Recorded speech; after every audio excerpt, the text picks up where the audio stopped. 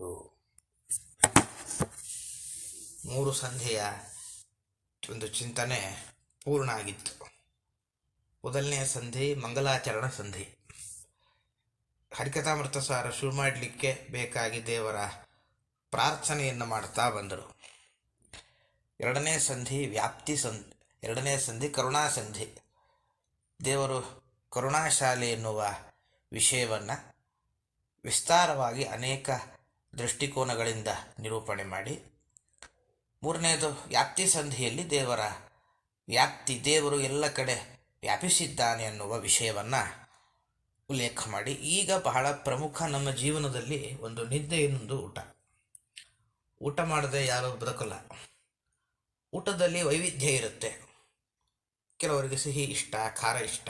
ಆ ಭೋಜನ ಮಾಡುವಾಗ, ಊಟ ಮಾಡುವಾಗ ಏನು ಅಂತ ದೇವರ ಚಿಂತನೆ ಮಾಡಬೇಕು, ದೇವರ ಉಪಕಾರವನ್ನು, ಅನುಸಂಧಾನವನ್ನು ಹೇಗೆ ಮಾಡಬೇಕು ಅನ್ನುವ ವಿಷಯವನ್ನು ಈ ನಾಲ್ಕನೇ ಸಂಧಿಯಲ್ಲಿ ನಮಗೆ ದಾಸರು ನಿರೂಪಣೆ ಮಾಡಿ ಕೊಡ್ತಾರೆ. ಅದರಲ್ಲಿ ಮೊದಲನೇ ಪದ್ಯ ಹೀಗಿದೆ: ವನಜ ಜಾಂಡುದೊಳುಳ್ಳಖಿಲ ಚೇತನರು ಭುಂಜಿಪ ಚತುರವಿಧ ಭೋಜನ ಪದಾರ್ಥದಿ ಚತುರವಿಧ ರಸರೂಪತಾನಾಕಿ ಮನಕ್ಕೆ ಬಂದದನುಂಡುನಿಸಿ ಸಂಹನನ ಕುಪಚಯ ಕಾನಕಾನಂದ ನಿಮಿಷರಿಗಾತ್ಮ ಪ್ರದರ್ಶನ ಸುಖವನೀವ ಹರಿ. ಬಹಳ ಅದ್ಭುತವಾದ ಒಂದು ವಿಷಯದ ಚಿಂತನೆ ಮಾಡ್ತಾ ಇದ್ದಾರೆ ದಾಸರು. ಮೊದಲಿಗೆ ಶುರು ಮಾಡ್ತಾರೆ. ವನಜ ಜಾಂಡೋದಳು, ಬ್ರಹ್ಮಾಂಡದ ಒಳಗೆ, ಜಗತ್ತಿನ ಒಳಗೆ ಇರುವ ಅಖಿಲ ಚೇತನರು, ಎಲ್ಲ ತರಹದ ಜೀವರು ಕೂಡ ಭುಂಜಿಸಿ, ಅಂದರೆ ಭುಂಜಿಪ, ಊಟ ಮಾಡುವ, ಯಾವುದು ಅಂದರೆ ಚತುರವಿಧ, 4 ತರಹದ ಒಂದು ಪದಾರ್ಥ. ಇದರ ವಿವರಣೆಯನ್ನು ಮತ್ತೆ ನೋಡೋಣ. ಖಾದ್ಯ, ಪೇಯ, ಲೇಹ್ಯ, ಚೋಷ್ಯ ಎಂಬ ಹೆಸರಿನ 4 ರೀತಿಯ ಭೋಜನ ಪದಾರ್ಥದಿ ಉಣ್ಣುವ ಪದಾರ್ಥದ ಒಳಗೆ ಹರಿ ಪರಮಾತ್ಮನು ತಾನು ಚತುರವಿಧ ರಸ, ಅಂದರೆ 4 ತರಹದ ರಸ ಇದೆ. ಸಿಹಿ, ಹುಳಿ, ಉಪ್ಪು, ಖಾರ. ಈ 4 ವಿಧವಾದ ರಸರೂಪ. ಆ ರಸದ ಹುಳಿ, ಸಿಹಿ ಎಂಬ ಹೆಸರಿನಿಂದ ಹೇಳಲ್ಪಡ್ತಾ ಅವನು ಆ ರಸದ ರೂಪದಲ್ಲಿ, ಆ ರಸದ ಆಕಾರದಲ್ಲಿ ಪದಾರ್ಥದ ಒಳಗಿರ್ತಾನೆ. ತಾನೇ ಆ ರೂಪದಿಂದಿದ್ದಾನೆ. ಮನಕ್ಕೆ, ಜೀವರ ಮನಸ್ಸಿಗೆ ಬಂದುದನು, ಅವರಿಗೇನೇನು ಅಪೇಕ್ಷೆ ಬರುತ್ತೋ ಅದನ್ನೆಲ್ಲವನ್ನು ಕೂಡ ಉಂಡು, ತಾನು ಸ್ವೀಕರಿಸಿ, ಉಣಿಸಿ, ಜೀವರಿಗೆ ಊಟ ಮಾಡಿಸಿ, ಸಂಹನನಕ್ಕೆ, ಶರೀರಕ್ಕೆ, ಉಪಚಯ, ಬೆಳವಣಿಗೆ, ಹಾಗೆ ಕರಣಕ್ಕೆ, ಅಂದರೆ ಇಂದ್ರಿಯಗಳಿಗೆ, ಆನಂದ, ಅಂದರೆ ಇಂದ್ರಿಯಗಳ ಮೂಲಕ ಆನಂದ, ಜೀವರಿಗೆ ಸಂತೋಷವನ್ನು, ಅನಿಮಿಷರಿಗೆ, ಇಂದ್ರಿಯ ಅಭಿಮಾನಿ ದೇವತೆಗಳಿಗೆ ಆತ್ಮ ಪ್ರದರ್ಶನ, ಅಂದರೆ ತನ್ನ ರೂಪಗಳ ದರ್ಶನದಿಂದಾದ ಸುಖವನ್ನು, ಆನಂದವನ್ನು ಈವ ಕೊಡುತ್ತಾನೆ. ಬಹಳ ಅದ್ಭುತವಾಗಿ ದಾಸರ ಒಂದು ನಿರೂಪಣೆ ಶೈಲಿ ನಾವಿಲ್ಲಿ ಕಾಣ್ತೇವೆ. ನಮ್ಮ ಪ್ರಕಾರ ಊಟ ಅಂದರೆ ಏನು? ಎಲೆ ಅಥವಾ ಬಾಳೆ ಎಲೆ, ಒಂದು ತರಹದ ವಸ್ತುವಿನ ಒಳಗಡೆ ಪದಾರ್ಥವನ್ನು ಬಡಿಸಿಕೊಂಡಿರುತ್ತೇವೆ. ಬಡಿಸಿದ ಪದಾರ್ಥವನ್ನು ಬಾಯಿಯೊಳಗೆ ಹಾಕಿಕೊಳ್ತೇವೆ. ಒಂದು ತುತ್ತು ಬಾಯಿಗೆ ಒಳಗೆ ಹೋಯಿತು, ಇದು ಊಟ ಅಂತ ನಮ್ಮ ಲೆಕ್ಕ. ದಾಸರು ಇದಕ್ಕೆ ಬೇರೆಯೇ ಆಯಾಮವನ್ನು ಕೊಟ್ಟು ಬಿಡುತ್ತಾರೆ. ಇಡೀ ಬ್ರಹ್ಮಾಂಡದ ಒಳಗೆ ಜೀವರು 4 ತರಹದ ಪದಾರ್ಥವನ್ನು ತಾವು ಊಟ ಮಾಡ್ತಾರಂತೆ. ಒಂದು ಭೋಜ್ಯ, ಖಾದ್ಯ, ಲೇಹ್ಯ ಅಂತುಂಟು. 2ನೇ ಪುಟದಲ್ಲಿ ಅದರ ವಿವರಣೆ ಇದೆ. ಖಾದ್ಯ ಅಂದರೆ ಹಲ್ಲಿನಿಂದ ಅಗಿದು ತಿನ್ನುವ ಪದಾರ್ಥ, ಶೇಂಗಾ ಇವೆಲ್ಲ. ಪೇಯ ಅಂದರೆ ಕುಡಿಯಲು ಬಳಸುವದ್ದು, ಹಾಲು, ಪಾಯಸ, ಪಾನಕ. ಲೇಹ್ಯ ನಾಲಿಗೆಯಿಂದ ನೆಕ್ಕಿ ತಿನ್ನುವ ಪದಾರ್ಥ, ಚಟ್ನಿಯಲ್ಲ.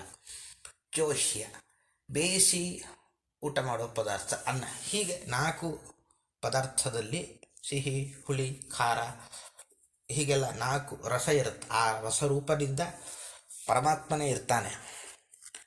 ಜೀವರ ಮನಸ್ಸಿಗೇನು ಬರುತ್ತೋ ಆ ಪದಾರ್ಥವನ್ನು ತಾನು ಊಟ ಮಾಡಿ ಜೀವರಿಗೆ ಊಟ ಮಾಡಿಸಿ 3 ಕೆಲಸ ಮಾಡ್ತಾನೆ. ಒಂದು, ಊಟ ಮಾಡಿರೋದರಿಂದ ದೇಹಕ್ಕೆ ಒಂದು ಬೆಳವಣಿಗೆ ಆಗುತ್ತೆ. ನೀರಿನಲ್ಲಿ ಕಾಳಿಟ್ಟಾಗ ಹೇಗೆ ಕಾಳು ಉಬ್ಬುತ್ತೋ ಹಾಗೆ ದೇಹ ಉಬ್ಬುತ್ತೆ, ದೇಹದ ಬೆಳವಣಿಗೆ ಆಗುತ್ತೆ. 2ನೇದು, ಇಂದ್ರಿಯಗಳಿಗೆಲ್ಲ ಶಕ್ತಿ ಕೊಡುವ ಮೂಲಕ ಜೀವರಿಗೆ ಆನಂದ ಕೊಡ್ತಾನೆ. 3ನೇದು, ಪ್ರತಿ ಪದಾರ್ಥದ ಒಳಗೂ ಪರಮಾತ್ಮನ ಒಂದೊಂದು ರೂಪ ಇರುತ್ತೆ. ಆಯಾ ಇಂದ್ರಿಯ ಅಭಿಮಾನಿ ದೇವತೆಗಳಿಗೆ ಪದಾರ್ಥದ ಒಳಗಿನ ರೂಪಗಳ ದರ್ಶನ ಆಗುತ್ತೆ. ಹೀಗೆ ಪರಮಾತ್ಮ ತಾನು ಮಾಡಿ ಎಲ್ಲರಿಗೂ ಸುಖವನ್ನು ಕೊಡ್ತಾನೆ. ಇದು ದಾಸರು ನೀಡಿದ ಅದ್ಭುತವಾದ ಆಯಾಮ. ಇದಕ್ಕೊಂದು ದೃಷ್ಟಾಂತವು ಪ್ರಸಿದ್ಧ. ದೂರ್ವಾಸರು ರಾಮನ ರಾಜ್ಯಕ್ಕೆ ಬಂದಿರುತ್ತೆ, ಅಯೋಧ್ಯೆಗೆ ಬಂದರು. ಭಾಳ ಹಸಿವಾಗಿದೆ, ನನಗೆ ಯಾರಾದರೂ ಊಟಕ್ಕೆ ಹಾಕಬೇಕು ಅಂತ ಕೇಳಿದ್ರಂತೆ. ಅವರು ಹೇಳಿದ್ದೇನು ಅಂದರೆ, ಮೊದಲು ಅಡಿಗೆ ಮಾಡಿಟ್ಟಿರಬಾರದು, ಯಾಕೆಂದರೆ ಅದು ಹಳಸಿ ಹೋಗಿರುತ್ತೆ. ಈಗ ಶುರು ಮಾಡಿದರೆ ಬಂದ ಕೂಡಲೇ ಕಾಯ್ಲಿಕ್ಕೆ ಸಿದ್ಧನಿಲ್ಲ, ಈ ಕೂಡಲೇ ನನಗಾಗಬೇಕು ಒಂದೇ ಕ್ಷಣದಲ್ಲಿ ಅಂತ. ಕೊನೆಗೆ ಯಾರು ಊಟಕ್ಕೆ ಕರೆದಿಲ್ಲ. ರಾಮನ ಮನೆಗೆ ಬಂದರು. ರಾಮ ಆಗ್ತಾನೆ ಒಳ್ಳೆಯ ಬಾಳೆ ಎಲೆಯಲ್ಲಿ ದುರ್ವಾಸರನ್ನು ಕೂಡಿಸಿ 4 ಕೈ ಇಟ್ಟನಂತೆ. ಈ 4 ಹೊರಗೆ ಬಂತಂತೆ. ಖಾದ್ಯ, ಪೇಯ, ಲೇಹ್ಯ, ಚೋಷಿ. ಇದು ಪರಮಾತ್ಮನ ವೈಶಿಷ್ಟ್ಯ. ಹೀಗೆ 4 ಪದಾರ್ಥದ ಒಳಗೂ ದೇವರಿದ್ದಾನೆ ಅಂತ ಒಂದು ಸಂಗತಿ. ಈಗ ನಾವು ಊಟ ಮಾಡೋದಕ್ಕೂ ದೇವರು ಊಟ ಮಾಡೋದಕ್ಕೂ ವ್ಯತ್ಯಾಸ ಏನು ಅಂತ ಒಂದು ಗಮನಿಸಬೇಕು. ಯಾಕೆ ಉಣಿಸಿ ಅಂದರು, ತಾನು ಉಂಡು ಪದಾರ್ಥವನ್ನು ತಾನು ಸ್ವೀಕಾರ ಮಾಡಿ ಜೀವರಿಗೂ ಊಟ ಮಾಡಿಸ್ತಾನೆ ಅಂತ. ದೇವರು ಊಟ ಮಾಡೋದು ಅಂದರೆ ಏನು ಅಂದರೆ, ಊಟ ಮಾಡುವವನಲ್ಲಿ ಒಂದು ದೇವರ ರೂಪ ಇರುತ್ತೆ. ಆ ವಸ್ತುವಿನ ಒಳಗಡೆ ಯಾವುದು ಊಟ ಮಾಡಲ್ಪಡುವ ಪದಾರ್ಥದ ಒಳಗೂ ದೇವರ ಒಂದು ರೂಪ ಇರುತ್ತೆ. ಊಟ ಮಾಡುವವನ ಒಳಗಿರುವ ದೇವರ ರೂಪ, ಆ ಪದಾರ್ಥದ ಒಳಗಿನ ದೇವರ ರೂಪ ಎರಡೂ ಸೇರಿ ಒಂದಾಗತ್ತೆ. ಇದೇ ದೇವರು ಊಟ ಮಾಡದ ಅನ್ನುವುದಕ್ಕೆ ಅರ್ಥ. ಹೀಗೊಂದು ಅಭಿಪ್ರಾಯ ನಾವು ಇಲ್ಲಿ ಅರ್ಥ ಮಾಡಿಕೊಳ್ಬೇಕು. ಪ್ರಶ್ನೋತ್ತರಗಳು. 4 ವಿಧ ಭೋಜನ ಪದಾರ್ಥಗಳು ಯಾವ್ಯಾವುದು ನಾವು ಅದನ್ನು ಗಮನಿಸಿದ್ದೇವೆ. 4 ವಿಧ ರಸಗಳು ಯಾವುದು ಅಂದರೆ ಮಧುರ, ಆಮ್ಲ, ಲವಣ, ಕಟು. ಅಂದರೆ ಇದಕ್ಕಿಂತ ನಾವು 4 ತರಹ ಸಿಹಿ, ಹುಳಿ, ಉಪ್ಪು, ಖಾರ, 4 ತರಹ ರಸ. ಸರಿ, ಪರಮಾತ್ಮ ಅನ್ನದಿಂದ ಏನೇನು ಕೆಲಸ ಮಾಡ್ತಾನೆ ಅಂದರೆ, ಶರೀರಕ್ಕೆಲ್ಲ ಬೆಳವಣಿಗೆ ಉಂಟಾಗುವಂತೆ ಮಾಡ್ತಾನೆ. ಇಂದ್ರಿಯಗಳ ಮೂಲಕ ಜೀವರಿಗೆ ಆನಂದ ಉಂಟು ಮಾಡ್ತಾನೆ. ಇಂದ್ರಿಯಾಭಿಮಾನಿ ದೇವತೆಗಳಿಗೆ ತನ್ನ ದರ್ಶನ ಕೊಡ್ತಾನೆ ಅಂತ. ಇಷ್ಟು ಮೊದಲ ಪದ್ಯಕ್ಕೆ ಸಂಬಂಧಪಟ್ಟ ಅಭಿಪ್ರಾಯ. ಈಗ 2ನೇ ಪದ್ಯಕ್ಕೆ ನಾವು ಪ್ರವೇಶ ಮಾಡಬೇಕು. ನೀಡದಂದದ ಲಿಪ್ಪಲಿಂಗಕ್ಕೆ ಷೋಡಶಾತ್ಮಕ ರಸ ವಿಭಾಗವ ಮಾಡಿ ಷೋಡಶ ಕಲೆಗಳಿಗೆ ಉಪಚಯಗಳನ್ನೇ ಕೊಡುತ್ತಾ ಕ್ರೋಢ 72,000 ನಾಡಿಗತ ದೇವತೆಗಳೊಳಗಿದ್ದಾಡುತ್ತಾನಂದಾತ್ಮ ಚರಿಸುವ ಲೋಕದೊಳು ತಾನು. ನೀಡದಂದದಲ್ಲಿ ಗೂಡಿನಂತೆ ಇಪ್ಪ ಇರುವ ಲಿಂಗಕ್ಕೆ, ಲಿಂಗ ಶರೀರಕ್ಕೆ ಷೋಡಶಾತ್ಮಕ 16 ರಸ ವಿಭಾಗವ, ರಸಗಳನ್ನು, ರಸ ಅಂದರೆ ಶಕ್ತಿ ಅಂತ ಅರ್ಥ. ಪದಾರ್ಥದ ಒಳಗೇನೋ ಒಂದು ಭಾಗ ಆಗತ್ತೆ, ಅದು ಆ ರಸಗಳನ್ನು ಸಾರ ಭಾಗ ಅಂತ ಕರೀತಾರೆ. ದೇಹಕ್ಕೆ ಸೇರುವಂತಹ ಭಾಗ, ಅದನ್ನು ರಸ ಅಥವಾ ಸಾರ ಅನ್ನುವ ಶಬ್ದದಿಂದ ಹೇಳ್ತಾರೆ. ಆ 16 ಭಾಗಗಳನ್ನು ಮಾಡಿ ಷೋಡಶ ಕಲೆಗಳಿಗೆ ಅಂತ, ಅಂದರೆ 5 ಜ್ಞಾನೇಂದ್ರಿಯ, 5 ಕರ್ಮೇಂದ್ರಿಯ, ಪಂಚಮಹಾಭೂತ, ಈ 5ಕ್ಕೆ, ಈ 5 ಜ್ಞಾನೇಂದ್ರಿಯ ಯಾವುದು, 5 ಕರ್ಮೇಂದ್ರಿಯ ಯಾವುದು? ಕಣ್ಣು, ಕಿವಿ, ಹೀಗೆಲ್ಲ ಜ್ಞಾನೇಂದ್ರಿಯ. ಕೈ, ಕಾಲು ಮುಂತಾದವು ಕರ್ಮೇಂದ್ರಿಯ. ಅದನ್ನು ಪಟ್ಟಿ ನಂತರ ಗಮನಿಸೋಣ. ಅದನ್ನು 5 ಜ್ಞಾನೇಂದ್ರಿಯ ಅಂದರೆ 5 ಮೂಗು, ಕಣ್ಣು, ಕಿವಿ, ಇದರಿಂದೆಲ್ಲ ನಮಗೆ ನಾಲಿಗೆ, ಇದರಿಂದೆಲ್ಲ ವಸ್ತುವಿನ ಜ್ಞಾನ ಬರುತ್ತೆ. ಕೈ, ಕಾಲು, ಇದರಿಂದೆಲ್ಲ ಕೆಲಸ ಆಗುತ್ತೆ. ಹೀಗೆ ಆಯಾ ಇಂದ್ರಿಯಗಳಿಗೆ ದೇಹದ ಒಳಗೆ ಪಂಚಭೂತಗಳಿದೆ: ಮಣ್ಣು, ನೀರು, ಗಾಳಿ, ಬೆಂಕಿ, ಆಕಾಶ. ಅದಕ್ಕೆಲ್ಲದಕ್ಕೂ ಕೂಡ ಉಪಚಯಗಳನ್ನು, ಬೆಳವಣಿಗೆಯನ್ನು ಕೊಡುತ್ತಾ, ತಾನು ನೀಡುತ್ತಾ ಕ್ರೋಡ ವರಾಹ ದೇವರು 72,000 ನಾಡಿಗಳಲ್ಲಿ ಪ್ರೇರಕರಾಗಿದ್ದಾರೆ. ಮತ್ತಷ್ಟೇ ಅಲ್ಲ, ನಾಡಿಯಲ್ಲಿರುವ ದೇವತೆಗಳ ಒಳಗೆ, ದೇವತೆಗಳಲ್ಲೂ ಕೂಡ ಇದ್ದು ತಾನು ನಿಯಾಮಕನಾಗಿದ್ದು ಆಡುತ್ತಾ ಪ್ರೇರಣೆಯನ್ನು ಉಂಟು ಮಾಡುತ್ತಾ, ತಾನು ಸ್ವತಂತ್ರನಾದ ಪರಮಾತ್ಮನು ಆನಂದಾತ್ಮ, ಆನಂದವೇ ದೇಹವಾಗಿ ಉಳ್ಳವನಾಗಿ ಲೋಕದೊಳು ಜೀವರ ಶರೀರಗಳಲ್ಲಿ ಚರಿಸುವ, ತಾನು ಸಂಚಾರ ಮಾಡ್ತಾನೆ. ಒಂದು ಪಕ್ಷಿ ಗೂಡಿನಲ್ಲಿ ಹೇಗೆ ಬೆಚ್ಚಗಿರುತ್ತೋ ಹಾಗೆ ನಮಗೆ ಜೀವರಿಗೆ ಗೂಡಿನ ಹಾಗಿರೋದು ಲಿಂಗ ಶರೀರ. ಮೊದಲನೇ ಲೇಯರು, ಮೊದಲನೇದು ಅವನಿಗೆ ಸ್ವರೂಪ ದೇಹ, ಅದಕ್ಕೆ ಲೇಯರು ಲಿಂಗದ ದೇಹ, ಆ ಲಿಂಗ ದೇಹಕ್ಕೆ ಲೇಯರು ಅನಿರುದ್ಧ ದೇಹ, ಅದಕ್ಕೆ ಸುತ್ತಲೂ ಆವರಕವಾಗಿ ಒಂದು ಕೋಟೆ ತರಹ ಕಣ್ಣಿಗೆ ಕಾಣುವ ಸ್ಥೂಲ ದೇಹ. ಹೀಗೆ ಪರಮಾತ್ಮ ನಮ್ಮ ದೇಹದ ರಕ್ಷಣೆ ವ್ಯವಸ್ಥೆ, ರಕ್ಷಣಾ ಕೋಟೆಯನ್ನು ನಿರ್ಮಾಣ ಮಾಡಿದ್ದಾನೆ. ಆ ಲಿಂಗ ಶರೀರ ಅಂತೇನುಂಟು ಅದು ಗೂಡಿನ ಹಾಗಿದೆ ಅಂತ. ಅಲ್ಲಿ 16 ಭಾಗಗಳಿದೆ: 5 ಜ್ಞಾನೇಂದ್ರಿಯ, 5 ಕರ್ಮೇಂದ್ರಿಯ, ಪಂಚಭೂತ, ಮನಸ್ಸು. ಆ 16 ಭಾಗಗಳಿಗೆ ಸರಿಯಾಗಿ ಪುಷ್ಟಿ ದೊರಕಬೇಕು. ಅದಕ್ಕೇನು ಮಾಡ್ತಾನೆ, ನಾವು ಒಂದು ಪದಾರ್ಥವನ್ನು, ಸಾರನ್ನು ಊಟ ಮಾಡಿದ್ವಿ ಅಂತ ಭಾವಿಸಿದ್ರೆ ಆ ಅನ್ನದ ಒಳಗೆ 16 ಭಾಗ ಮಾಡಿ ಲಿಂಗದೇಹದ ಈ 16 ಭಾಗಕ್ಕೆ ಹೋಗಿ ಸೇರಿಸ್ತಾನಂತ. ಅದರಲ್ಲಿರೋ ಒಳ್ಳೆಯ ಪೌಷ್ಟಿಕಾಂಶವನ್ನು ಹೋಗಿ 16 ಕಡೆ ಸೇರಿಸ್ತಾನೆ. ಆವಾಗ ಅದು ಲಿಂಗ ಶರೀರ ಸ್ವಲ್ಪ ಬೆಳವಣಿಗೆ ಭದ್ರವಾಗಿರುತ್ತೆ. ಅದಕ್ಕೆ ಬೆಳವಣಿಗೆ ನೀಡುತ್ತಾ ಹೋದರೆ ಅದು ನಿರಂತರವಾಗಿ ಸಂಚಾರ ಮಾಡ್ತಾ ಇರುತ್ತೆ. ಹೇಗೆ ಮನೆಗೆ ಪೇಂಟ್ ನಿರಂತರ ಬಳಿಯುವಂತೆ ಮತ್ತೆ ಲಿಂಗ ಶರೀರ ಮನೆ ಇದ್ದ ಹಾಗೆ ಪೇಂಟ್ ಬಳಿಯುವ ತರಹ 16 ಭಾಗ ದಿನ ಪರಮಾತ್ಮ ನೀಡ್ತಾ ಹೋಗ್ತಾನೆ. ಇಷ್ಟೆಲ್ಲ 72,000 ನಾಡಿಗಳ ಒಳಗಿದ್ದಾನೆ. ಆನಂದವಾಗಿ ಎಲ್ಲ ಲೋಕದಲ್ಲಿ ತಾನು ಸಂಚಾರ ಮಾಡ್ತಾ ಇದ್ದಾನೆ. ಇದು ಅದ್ಭುತವಾದ ಒಂದು ಚಿಂತನೆ. ಇಲ್ಲಿ ನಾವು ಒಂದು ಅಂಶ ಗಮನಿಸಬೇಕು. ಏನದು ಅಂದರೆ, ತಿಂದ ಆಹಾರ ಅನ್ನವಶಿತಂ ತ್ರೇಧಾ ಭವತಿ, 3 ರೀತಿಯಲ್ಲಿ ಅದರ ಪರಿಣಾಮ ಆಗತ್ತಂತೆ. ಒಂದು ಮಲವಾಗಿ ಹೋಗುತ್ತೆ, ಎರಡನೇದು ರಕ್ತ ಮುಂತಾದವುಗಳಿಗೆ ಸೇರುತ್ತೆ, ಮೂರನೇ ಭಾಗ ಏನಿದೆ ಅದನ್ನು ಆಯಾಯ ಭಾಗದಲ್ಲಿ ಆಯಾಯ ಪಂಚಭೂತ, ಪಂಚಜ್ಞಾನೇಂದ್ರಿಯ, ಇದು ಹೀಗೆಲ್ಲ ಸೇರಿಸ್ತಾ ಹೋಗ್ತಾನೆ. ಆದ್ದರಿಂದ ಹೀಗೆ ಲಿಂಗ ಶರೀರದ ಬೆಳವಣಿಗೆಯೂ ಕೂಡ ಮಾಡುವ ಊಟದಿಂದ ಆಗುವಂತೆ ಪರಮಾತ್ಮ ಮಾಡುತ್ತಾನೆ ಅಂತ ಇದು ಅದ್ಭುತವಾದ ಈ ಪದ್ಯಕ್ಕೆ ಸಂಬಂಧಪಟ್ಟ ಒಂದು ಪರಮಾತ್ಮನ ಚಿಂತನೆ. ಶರೀರ ಜೀವನ ಸ್ವರೂಪಕ್ಕೆ ಹೇಗೆ ಆವರಕ ಆಗಿದೆ ಅಂದರೆ, ಗೂಡಿನ ತರಹ ಹಕ್ಕಿಗೆ ಗೂಡು ಹೇಗೋ ಹಾಗೆ ಶರೀರ ಜೀವನೆಂಬ ಹಕ್ಕಿಗೆ ಗೂಡಿನ ಹಾಗೆ ಆವರಕವಾಗಿದೆ. ಷೋಡಶ ಕಲೆಗಳು ಯಾವ್ಯಾವುದು ಅಂದರೆ, ಅಲ್ಲಿ ಅಥವಾ ಅಂತಿರೋದನ್ನು ಗಮನಿಸಬೇಕು. ಪಂಚದ ಕೊನೆಗೆ 3ನೇ ಲೈನು 5 ಜ್ಞಾನೇಂದ್ರಿಯ, 5 ಕರ್ಮೇಂದ್ರಿಯ, ಆಮೇಲೆ ಪಂಚಭೂತ, ಇಷ್ಟಿಟ್ಕೊಳ್ಬೇಕು. ಸರಿ, ವರಾಹ ಪರಮಾತ್ಮ ಏನು ಮಾಡ್ತಾನೆ ಅಂದರೆ, 72,000 ನಾಡಿಗಳಲ್ಲಿ ಅನೇಕ ಜನ ದೇವತೆಗಳಿದ್ದಾರೆ. ಅವರ ಒಳಗೆ ನಿಂತು ಅನೇಕ ಕೆಲಸವನ್ನು ತಾನು ಮಾಡ್ತಾ ಇರ್ತಾನೆ. ಇದೇ ವಿಹಾರ ಮಾಳ್ಪನು ಅಂತ. ಅಂದರೆ ಆರಾಮಾಗಿ ಆಯಾ ದೇವತೆಗಳ ಮೂಲಕ ಅನೇಕ ಕೆಲಸ ಮಾಡಿಸ್ತಾನೆ ಅಂತ. ಇಷ್ಟು ಈ ಪದ್ಯಕ್ಕೆ ಸಂಬಂಧಪಟ್ಟ ಅಭಿಪ್ರಾಯ. ಈಗ 3ನೇ ಪದ್ಯಕ್ಕೆ ಹೋಗೋದಾದರೆ, ವಾರಿ ವಾಚನು ವಾರಿಯೊಳಗಿದ್ದಾರು ರಸವೆಂದೆನಿಸಿ 36,000 ಸ್ತ್ರೀ ಪುರುಷ ನಾಡಿಯೊಳು ತದ್ರೂಪ ಧಾರಕನು ತಾನಾಗಿ ಸರ್ವ ಶರೀರಗಳಲ್ಲಿ ಅಹಶ್ಚರಾತ್ರಿ ವಿಹಾರ ಮಾಳ್ಪನು ಬೃಹತಿ ಎಂಬ ಸುನಾಮದಿಂ ಕರಿಸಿ. ನೀರಿನ ಒಳಗೆ ವಾರಿಯೊಳಗಿದ್ದು ನೀರಿನ ಒಳಗಿದ್ದಾನೆ ಪರಮಾತ್ಮ. ವಾರಿವಾಚ್ಯನು. ನೀರು ವಾರಿ ಎಂಬ ಹೆಸರಿನಿಂದ ಹೇಳಲ್ಪಡ್ತಾನೆ. 6 ರಸವೆಂದೆನಿಸಿ ಅಂತ. ಮಧುರ, ಆಮ್ಲ, ಲವಣ.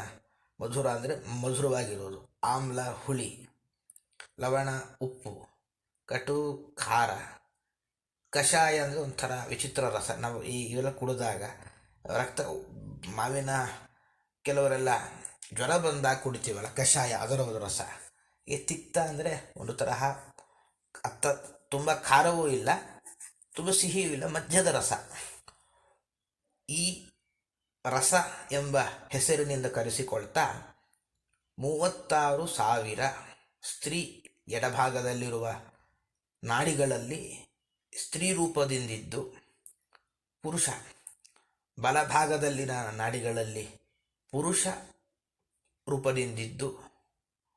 ನೋಡು, ನಾಡಿಯೊಳು ತಾನು ಸ್ವಯಂ ತದ್ರೂಪ. ನಾಡಿಯ ಒಳಗೆ ಸ್ವಯಂ ತಾನೇ ತದ್ರೂಪ, ಸ್ತ್ರೀ ಮತ್ತು ಪುರುಷ ಎಂಬ ರೂಪವನ್ನು ಧಾರಕನು ಆಗಿ ಧರಿಸಿದವನಾಗಿ, ಸರ್ವ ಶರೀರಗಳ ಎಲ್ಲ ದೇಹಗಳಲ್ಲಿ ಅಹಶ್ಚ ರಾತ್ರಿ, ಹಗಲು ಮತ್ತು ರಾತ್ರಿಗಳಲ್ಲಿ, ಅಥವಾ ರಾತ್ರಿ ಎಂದು ಹೇಳಲ್ಪಡುವವನಾಗಿ, ಬೃಹತಿ ಎನ್ನುವ ಸುನಾಮದಿಂ ಒಳ್ಳೆಯ ಹೆಸರಿನಿಂದ ಕರೆಸಿಕೊಂಡು ವಿಹಾರ ಮಾಡಪನು, ಚೆನ್ನಾಗಿ ವಿಹಾರ ಮಾಡುತ್ತಾನೆ. ಬಹಳ ಅಪರೂಪದ ಒಂದು ಪದ್ಯ. ಏನು ಹೇಳಿ ಹೊರಟಿದ್ದಾರೆ? ನಾವು ನೀರನ್ನು ಕುಡಿತೇವೆ. ನೀರು ಬಹಳ ಮುಖ್ಯ.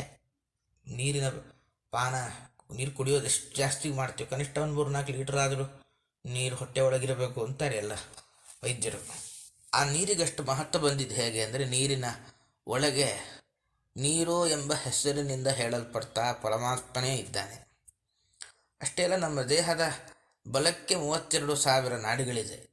ಕಣ್ಣಿಗೆ ಕಾಣದ ಅತೀಂದ್ರಿಯವಾದ ಶಕ್ತಿ.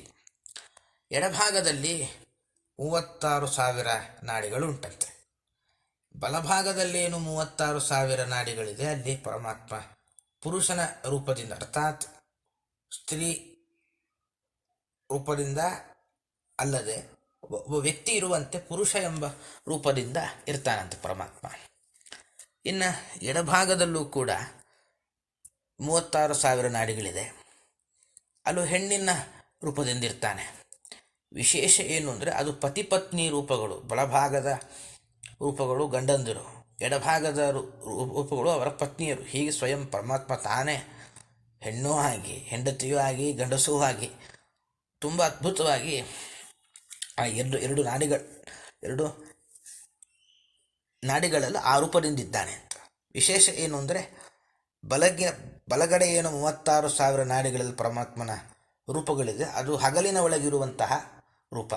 ಬೆಳಗ್ಗಿನ ಹೊತ್ತು ಸೂರ್ಯನ ಒಳಗಿರ್ತಾನೆ, ಹಗಲಿನ ಒಳಗಿದ್ದು ಹಗಲಾಗುವಂತೆ ಮಾಡ್ತಾನೆ. ಎಡಭಾಗದಲ್ಲೇನು 36,000 ಪರಮಾತ್ಮನ ಸ್ತ್ರೀ ರೂಪಗಳಿದೆ, ಅದರ ಮೂಲಕ ರಾತ್ರಿ ಒಳಗಿದ್ದು, ರಾತ್ರಿ ಒಳಗಡೆ ಸೂರ್ಯನಲ್ಲಿದ್ದು, ರಾತ್ರಿ ಅದಕ್ಕೆ ನಿಯಾಮಕವಾಗಿರುವಂತಹ ರೂಪ. ಹಾಗೆ ವಿಹಾರ ಮಾಡ್ತಿರ್ತಾನೆ. ಆ ಜೋಡಿ 36,000 ದಂಪತಿ ರೂಪದಿಂದ ತಾನು ಎಲ್ಲ ಕಡೆ ವಿಹಾರ ಮಾಡ್ತಾ ಇರ್ತಾನೆ ದೇಹದ ಒಳಗೆ. ಸರಿ, ಆ ಒಟ್ಟಾರೆ 36,000 ರೂಪಕ್ಕೂ ಒಂದು ಹೆಸರು ಕೊಡೋದಾದರೆ ಏನು ಕೊಡ್ತೀರಾ ಅಂದರೆ, ಬೃಹತಿ ಎಂಬ ಸುನಾಮದಿಂ ಕರೆಸಿದ್ರು ದಾಸರು. ಅದಕ್ಕೆ ಬೃಹತಿ ಅಂತ ಹೆಸರು ಇಡಬೇಕು ನಾವು. ಒಟ್ಟಾರೆ ಟೋಟಲ್ 36,000 ರೂಪಕ್ಕೆ ಬೃಹತಿ ಅಂತ ಹೆಸರಿಡಬೇಕು ಅಂತ ಈ ಪದ್ಯದ ಅಭಿಪ್ರಾಯ. ಏನದರ ಅಭಿಪ್ರಾಯ ಏನು ಅಂತಂದರೆ,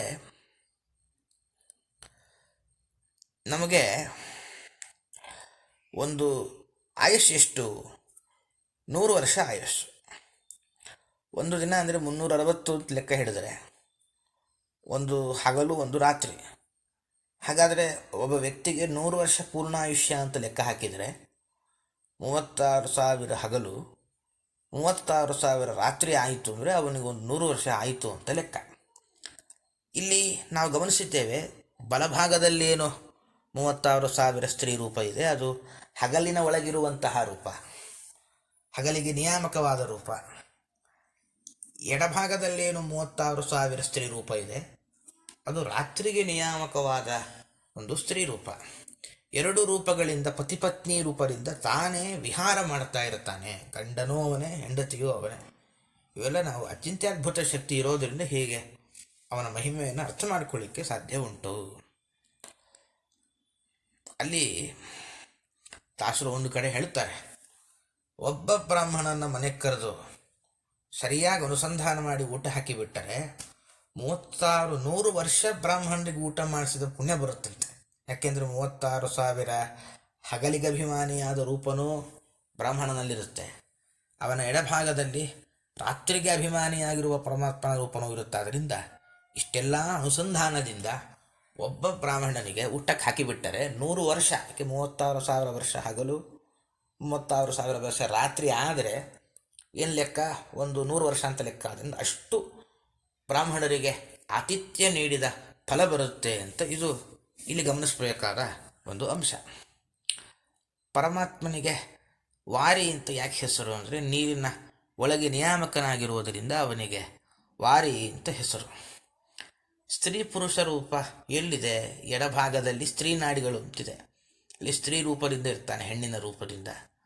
ಬಲಭಾಗದಲ್ಲಿ ಪುರುಷ ನಾಡಿಗಳು ಅಂತಿದೆ, ಅಲ್ಲಿ ಈ ರೂಪದಿಂದ ಇರ್ತಾನೆ. ಸರಿ, ಆ ಪರಮಾತ್ಮನಿಗೆ ಏನೇನು ಹೆಸರು? ಬಲಭಾಗದಲ್ಲಿನ ಪುರುಷ ರೂಪಕ್ಕೆ ಹೆಸರೇನು ಅಂದರೆ ಅಹ ಅಂತ ಹೆಸರಂತೆ. ಎಡಭಾಗದಲ್ಲಿನ ಪುರುಷ ರೂಪಕ್ಕೆ ರಾತ್ರಿ ಅಂತ ಹೆಸರಂತೆ. ಒಟ್ಟಾರೆ ನಾಡಿಗಳಲ್ಲಿರುವ ಅಷ್ಟು ಪರಮಾತ್ಮನ ರೂಪ 72,000 ಪರಮಾತ್ಮನ ರೂಪ ಏನು ಹೆಸರು ಅಂತಂದರೆ ಬೃಹತಿ ಅಂತ ಹೆಸರಂತೆ.